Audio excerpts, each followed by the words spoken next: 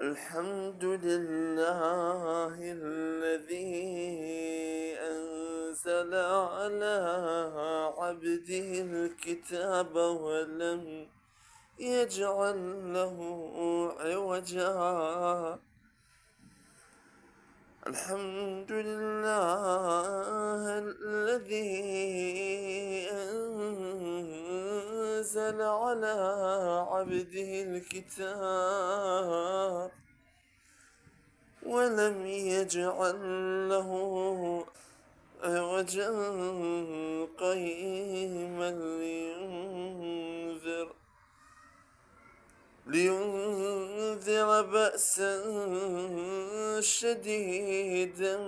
من لدنه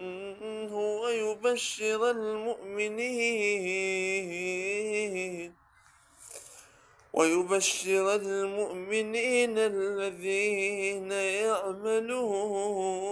الصالحات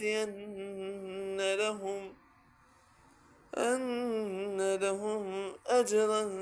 حسنا